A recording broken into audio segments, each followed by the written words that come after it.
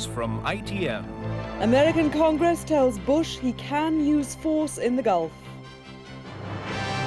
UN Secretary General in Baghdad tries for peace. Gorbachev promises to suspend Soviet crackdown in Lithuania. And Warrington win the first Rugby League Cup of the season. Good evening. The United States Congress has tonight given its backing for war in the Gulf, just 3 days before the deadline for Iraq to pull out of Kuwait. Both the Senate and the House of Representatives voted to support military action, rejecting a call for economic sanctions to be given more time to work. Their move came soon after the United Nations Secretary General Javier Pérez de Cuellar arrived in Baghdad for peace talks. Within the past hour, President Bush said the vote was the clearest signal to Iraq that it couldn't scorn Tuesday's deadline. And details have emerged of what Mr. Bush wrote in his letter to President Saddam Hussein. According to tomorrow's Sunday Times, Mr. Bush warned against using chemical weapons, saying you will pay a terrible price if you order actions of this sort. He said war would be a certain calamity for the people of Iraq. Mr. Bro, aye. The vote was the most important in decades, the key moment when the Senate decided whether to back the president into war. The yeas are 52 and the nays are 47. Enough Democrats have backed the president to give him what he wants. In the House, his victory was clearer still. The yeas are 250, the nays are 183. The debate was impassioned and lasted through the night. Never, never, never vote for war. Give peace a further chance. Please, please, please, dear God, don't vote to send us to war. But in the end, the logic of loyalty prevailed. And let's not pull the rug out from under the president at this last moment, at the 11th hour, when the pressure is building on Saddam Hussein by the minute. Let's don't give him any relief. Yes. The president says he's gratified. The vote sends a message to Baghdad. This clear expression of the Congress represents the last best chance for peace. As a democracy, we've debated this issue openly and in good faith. Is it logistically possible to fully comply? At this moment, I'm not sure that it's logistically possible to fully comply, but if he started now to do what he should have done weeks ago, clearly that would make a difference. And I'm talking about a rapid, massive withdrawal from Kuwait. But outside the White House, the protests, the arrests, and the worries grow.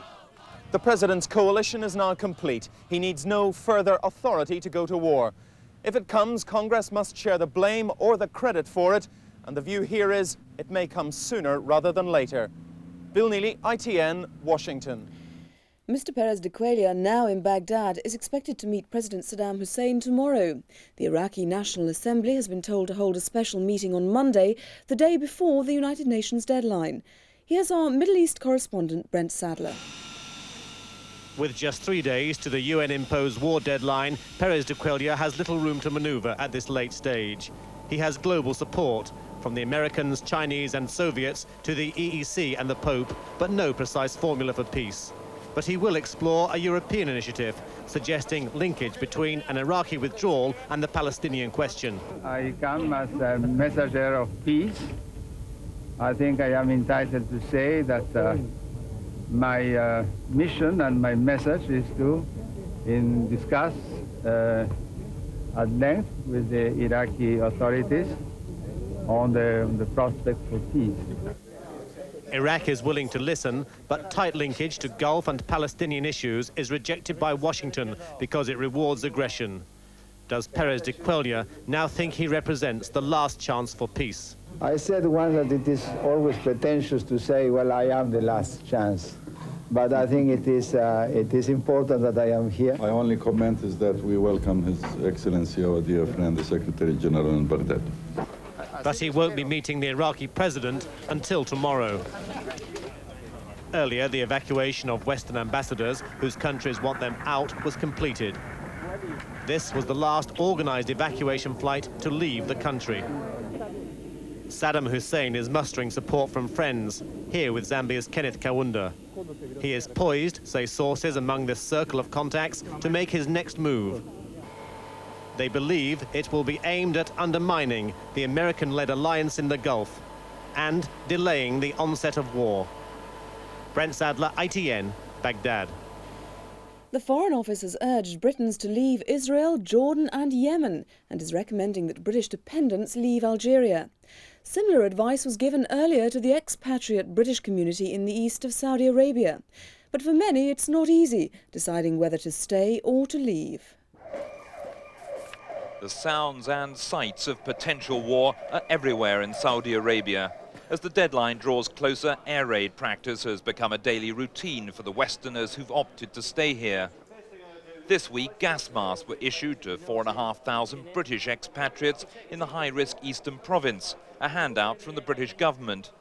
But even the daunting prospect of chemical attack hasn't persuaded most to abandon their jobs and homes in Saudi. 3 times, dust, dust, dust. Well, we've been here 7 years and, you know, our house is here and we view this as home. Children are shown how to use their own special respirators. Though the British Embassy is still advising all dependents to leave before the 15th, they accept some families won't be parted. However, some have decided it's time to go while there are still flights, reluctantly leaving husbands and fathers behind. It's a very worrying situation now, probably more so than it has been for a long time. But while some depart, even more expatriates are returning to work in Saudi, aware of the possible dangers. How are we going to get out if the war starts? There'll be no airlines flying in and out. We're stuck here. You don't mind? Oh, we do, mate. We mind, but it's our job. Most Britons here now believe there will be war, and they're willing to take the risk. Jeremy Thompson, ITN, Dhahran. The Foreign Secretary Douglas Hurd, continuing his Middle East tour, said any conflict would be a conventional war. Visiting an airbase in Bahrain, he offered encouragement to ground crews maintaining RAF Jaguars and Tornadoes. If war does break out, it's likely the base would be a prime target because of the air power concentrated there. A serious difficulty for ground troops would be minefields. The Iraqis are known to have mined vast areas of Kuwait. But the British forces believe they have the skills to deal with the threat. The problem is how to clear Iraq's sophisticated minefields. This machine is part of the solution. Known as Aardvark, it can destroy all the mines Iraq possesses. The Royal Engineers are practicing with their own live mines out in the desert. Much of the work is still being done gingerly by hand. The sappers learning the skills of clearing mines. Strings are attached and then from a safe distance pulled to detonate them.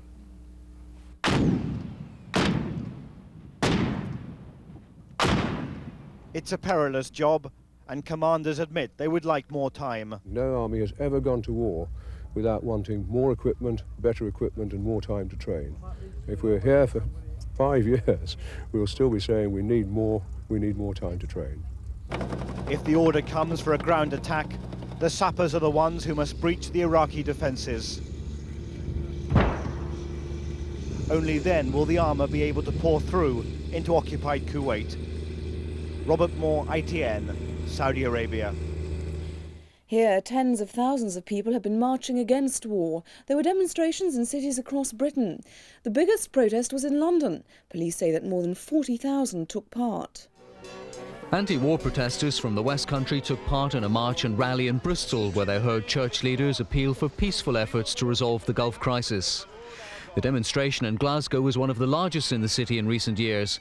The fear that the Gulf conflict could escalate with the use of nuclear weapons was a theme taken up at a rally addressed by the Labour MP Tam Dalyell. In Manchester, demonstrators from the north and northwest marched through the city centre to a mass meeting at which Bruce Kent of CND condemned the military build-up in the Gulf. But the biggest demonstration was in London. Thousands gathered in Hyde Park, among them several Labour MPs. Their numbers grew as they marched to Trafalgar Square. The police put it at 42,000. The organisers claimed 200,000. There were anti-American and anti-Israeli protests, but the rally was overwhelmingly orderly. Demonstrators heard speeches accusing the government of dragging Britain into a war about who controls oil reserves with no mandate from the public. This is a war about oil and a war about power.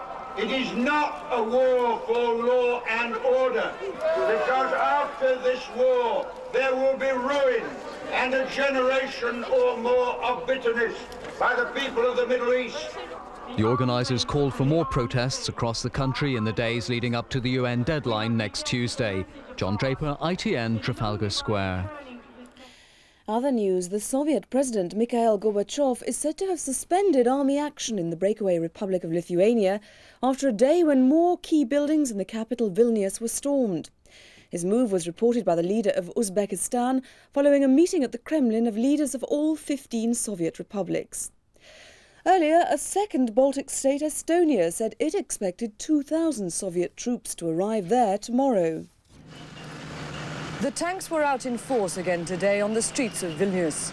This morning they seized 3 more buildings, claiming they were the property of the Soviet Defence Ministry. No shots were fired today, although the paratroopers had come ready. And their presence here at the police academy and again at the press centre was threatening. This activity followed a tense all-night vigil outside and inside Parliament. The local Lithuanian Defence Force, many of them volunteers, are now armed and ready to fight. It's their presence inside Parliament which the military claim is illegal. Tonight, the army said they couldn't rule out an assault on Parliament as long as they remained there. President Landsbergis today acknowledged that there was a pro-Soviet government in waiting, increasing fears here of a pro-Moscow coup. But it's the paratroopers' use of force. This is all that was left after they'd raided the cadet school last night that's pushed this republic into crisis. Here they used explosives to gain entry.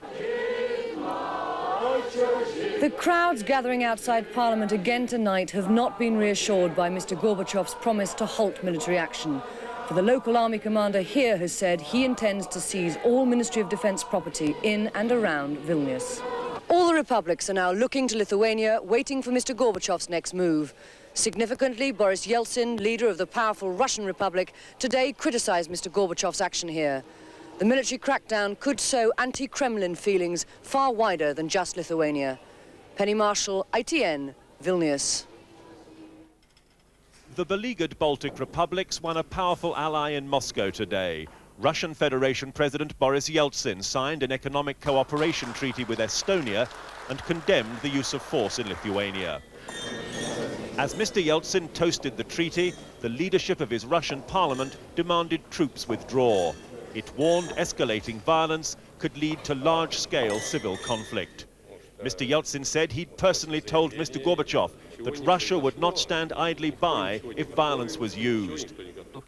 Mr. Gorbachev himself reportedly assured members of his Federation Council that until matters in Lithuania were clarified, there would be no more force whatsoever. But conservatives at the Supreme Soviet had no qualms about Lithuania. The outspoken hardliner Colonel Nikolai Petrushenko likened the situation to Britain's military presence in Ulster and said any resistance would be crushed. There's tension elsewhere. Barricades have gone up in South Ossetia, a Muslim enclave in the Republic of Georgia. 2 local policemen have been killed in ethnic disturbances, and Mr. Gorbachev has already warned he'll impose direct rule there too if fighting continues. Despite his assurances today, the Soviet leader has made it plain he won't hesitate to use the military. Restoring order is now more important than public opinion, at home or abroad. Tim Hewitt, ITN, Moscow. Large numbers of troops have moved into a South African township after gunmen carried out a massacre of at least 35 people. It happened at Sebokeng near Johannesburg during a vigil for a murdered member of the African National Congress. Retaliation attacks followed, with the homes of supporters of the rival Inkatha movement being set alight. This report from Mike Hanna in South Africa. It was the worst mass murder in South African history. The victims were taking part in a township funeral vigil for an ANC activist who'd been murdered by unidentified killers last week. Police are investigating claims that today's killings were part of the ongoing township war between supporters of the ANC and the tribally based Inkatha movement. Today, police were hard-pressed to contain angered crowds bent on revenge. the immediate targets, homes of those believed to be Inkatha supporters. As the violence continued, the army moved into the township. By this evening, unprecedented numbers of soldiers had been deployed. The government now clearly intent on using maximum force to end the months of township violence that culminated in today's massacre. Mike Hanna, ITN, South Africa. Sir Alec Rose, the yachtsman who sailed single-handed around the world, has died. He was 82 and had been ill for some time. Sir Alec set out on his 28,500-mile voyage in October 1967. 5.5 months later, his ketch, Lively Lady, landed in Melbourne, Australia. He was knighted for his achievement at Buckingham Palace in 1968. Now, with news of Warrington's success in winning the first Rugby League trophy of the season and the rest of the day's sport, here's Giles Smith. The first Rugby League prize of the season went to Warrington today when they beat Bradford Northern 12-2 to take the Regal Trophy. But it was a poor match with only one try late in the game. Warrington had won the trophy 3 times before, but today will go down as their least memorable victory. For 75 minutes, these two workmanlike sides battered away at each other, yet neither seriously threatened the try line. 2 penalties had given Warrington the edge by half-time. Into the second period, they pressed Bradford even harder. But time after time, the ball proved to be the one thing on the pitch that nobody could pin down. Then, with minutes to go, Warrington at last managed to fashion a move which went somewhere. Mark Thomas took it in. But after a season of heroics at club and international level, it was a final that Rugby League will want to forget. Peter Staunton, ITN Sport, Headingley. In football, First Division leaders Liverpool and second-place Arsenal were both held to scoreless draws, the champions at Aston Villa and the Gunners at North London rivals Tottenham. So Mark Bright's 12th goal of the season enabled Crystal Palace to close the gap on second place to just 3 points. Dale Gordon scored the decisive goal for Norwich as Leeds lost ground on the top 3. 2 goals from Mark Hughes helped keep Championship outsiders Manchester United in the hunt when they tackled struggling Sunderland at Old Trafford. Sunderland were in shock from the very first minute. United skipper Brian Robson starting only his 5th game, setting loose Lee Sharp, but the goal was disallowed. But goals for real came soon afterwards. Gary Pallister using his height to best effect for Mark Hughes to get his first in spectacular fashion. It was mainly one-way traffic. The few occasions Sunderland broke clear, the chances were fluffed. United's second came courtesy of Sharp, McClare putting the finishing touch. It looked all too easy. Sunderland's defence was in disarray as Hughes made it 3-0. The second half was slower, United not so cohesive. But only once did Sunderland look dangerous. This from Gary Owers. Seeley, though, had it covered. United the victors, Sunderland still in deep relegation trouble. Jim Buchanan, ITN Sport, Old Trafford. In Scotland, Mo Johnson got on the score sheet as Rangers maintained their 5-point lead at the top of the Premier Division. Desert Orchid suffered another surprise defeat today, this time in the Victor Chandler Chase at Ascot.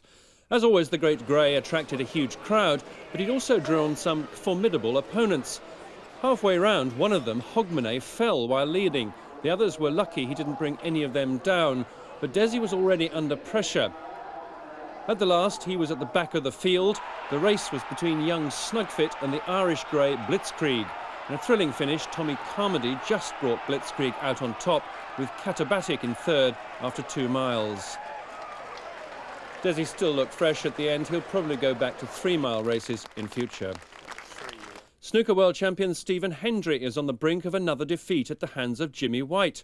White was in devastating form in the Mercantile Credit Classic in Bournemouth, going 6-0 up at the break in the best-of-19 frame final. Hendry hardly had a look in as White calmly took frame after frame. The final stages are on ITV at 10:45.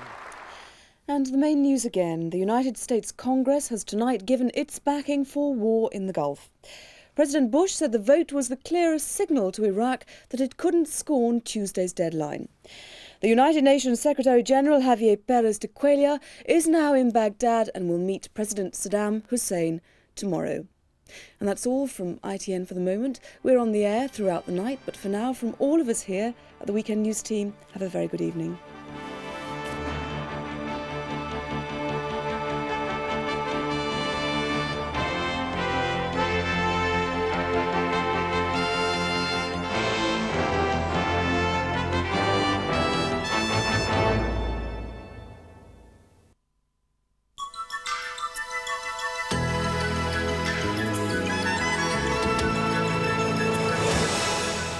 Good evening. Well, we're into a very quiet, very settled spell of weather at the moment, but also a pretty cold one too. So it might just be worthwhile checking up that any elderly neighbours are keeping themselves warm and comfortable. Here's the area of high pressure that's going to keep the whole country virtually dry throughout the next 24 hours. But behind me here, fairly vicious area of low pressure. That'll gradually push the high out of the way, bring a little bit of rain and drizzle across the country around the middle of next week. But tonight, to begin with, the big problem really is temperatures. They're already below freezing in many places. There's only one way they can go, and that's downwards. A widespread and very severe frost in Scotland. Pretty sharp frost too over most of England and Wales and Northern Ireland. The only places likely to miss out any frost are right on the coastal strip, where the onshore breezes will tend to hold the temperatures up just a little bit. Now, as you would expect, a lot of clear skies, the odd patch of freezing mist and fog forming in places by the morning, so if you're driving, take a little bit of care. 1 or 2 showers too, drifting past the Shetlands, 1 or 2 perhaps down on the eastern coast of England, but really, they shouldn't amount to very much. Tomorrow then dawns dry with a lot of sunshine for most of us.